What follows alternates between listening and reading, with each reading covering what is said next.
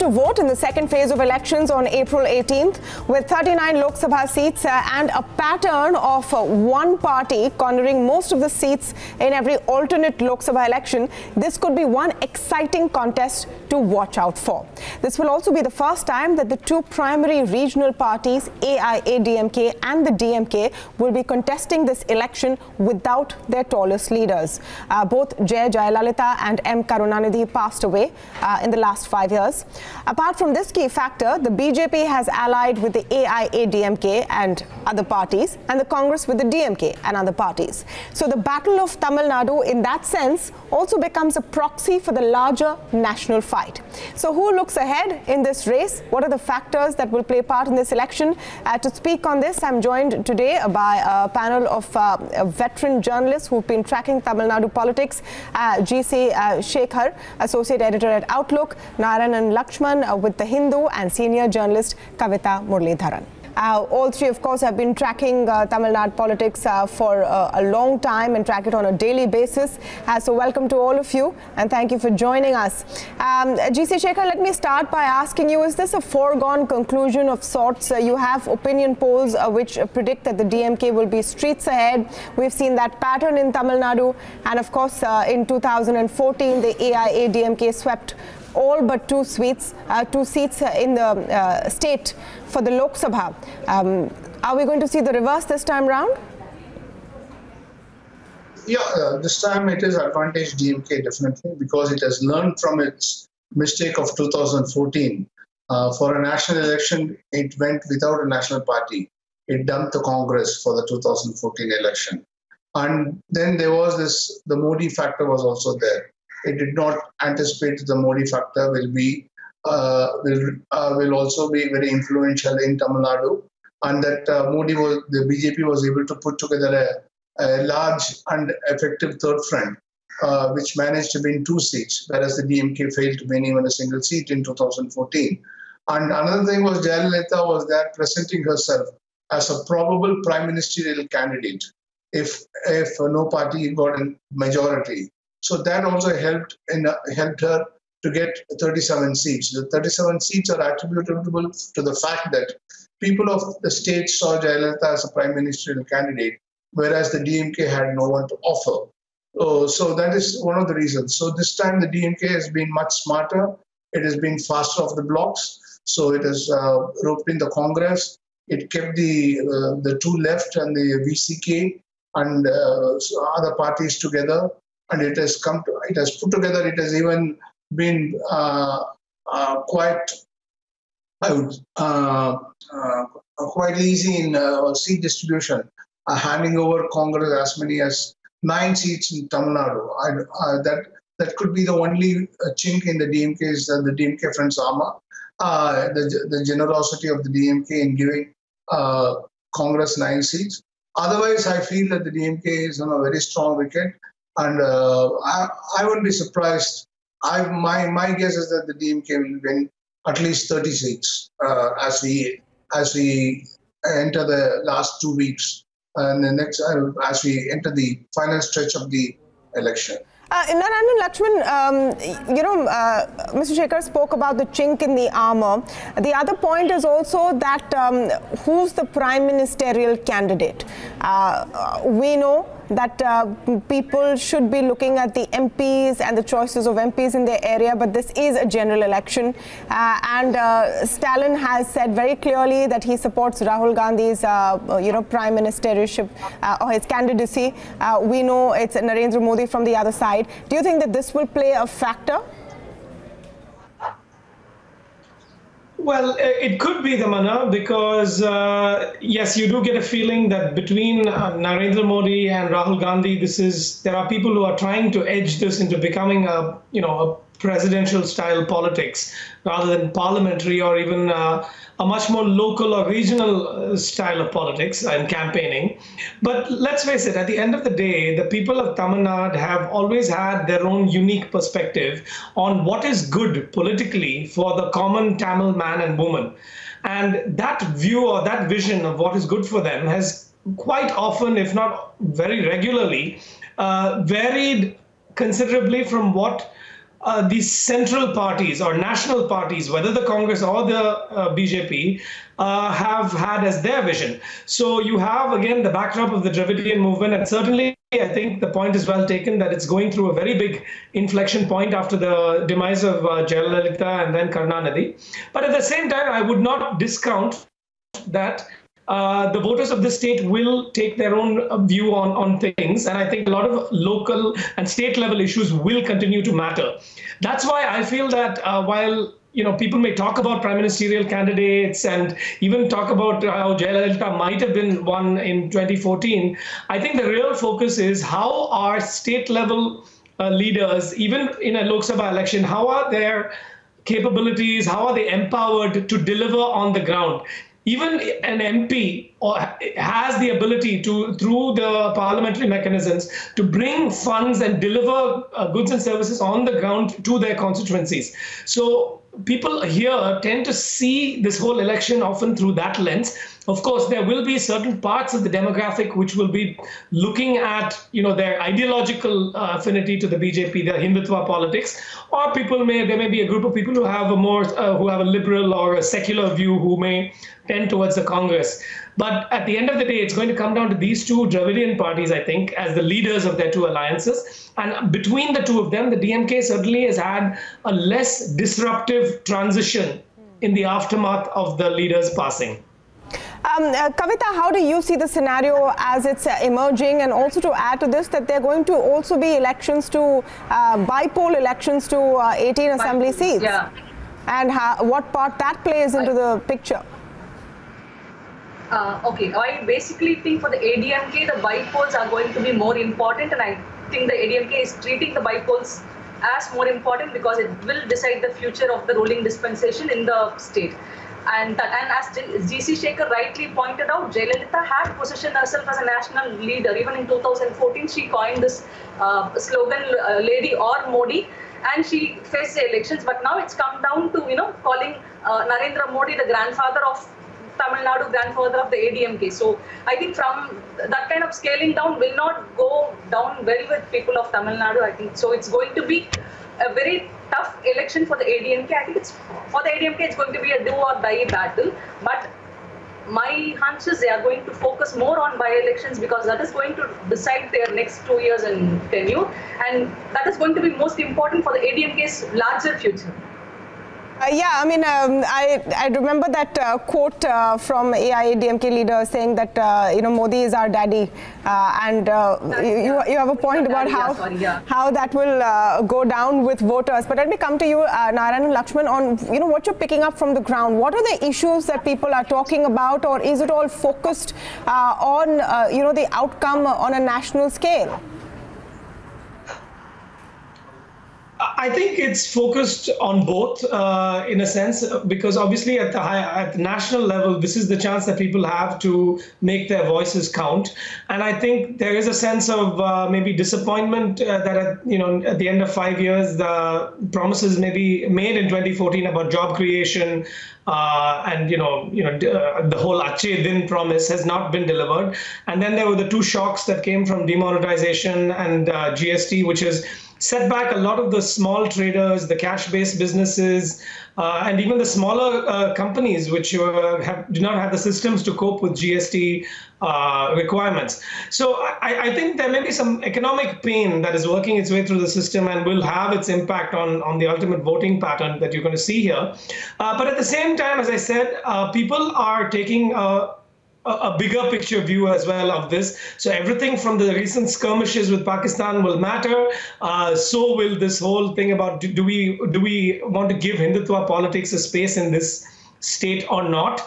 And and then you're going to come down to how is each particular party faring. So the ADMK, as I think we briefly touched upon, is absolutely in a state of slow motion implosion because TTV Dinakaran has come apart as a separate fraction, and he certainly has some financial muscle power. And I believe that his party, the AIADMK, has fielded candidates to challenge the main AIADMK's candidates in specific constituencies.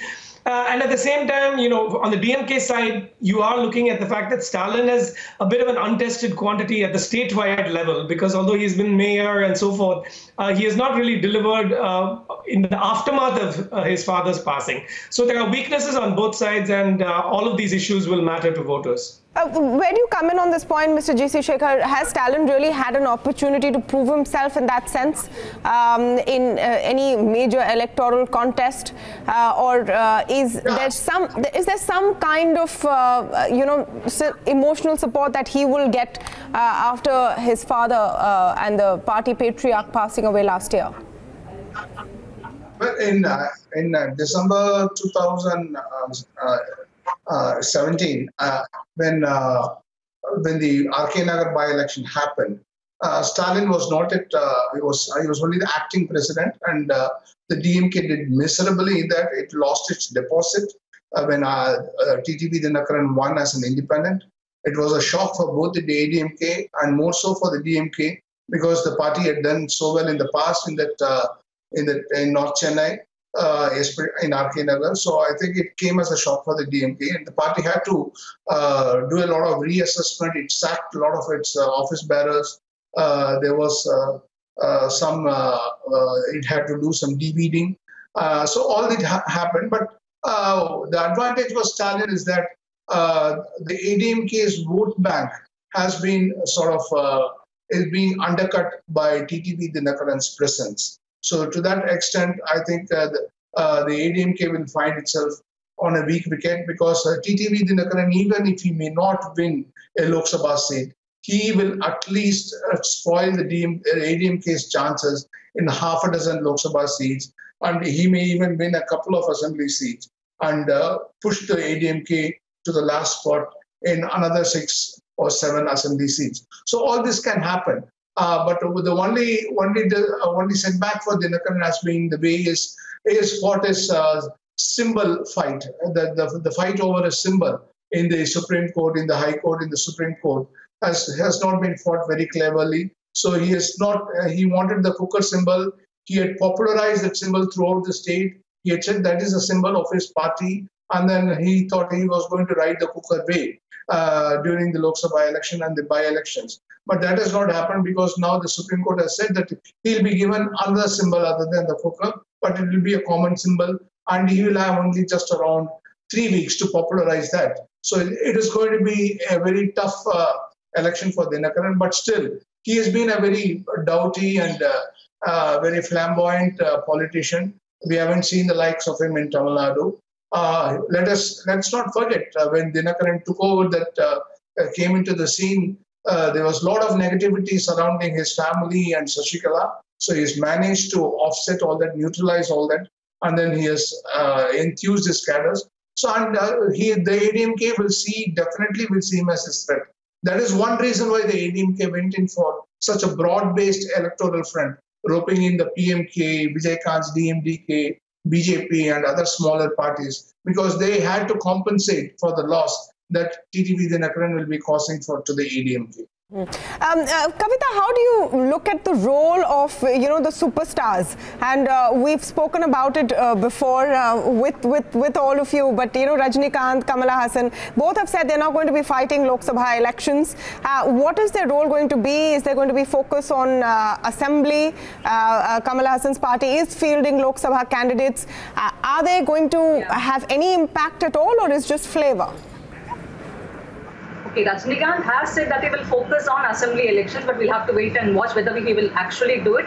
As far as Kamal Haasan is concerned, I think this election is, if he comes up a cropper in this election, he might have to wind his party. Basically because I think Rajinikanth and Kamal Haasan wants to fill the vacuum created by Jayalalitha and Karunanidhi. But now I think the AIADMK is also kind of settled, so there is no vacuum left.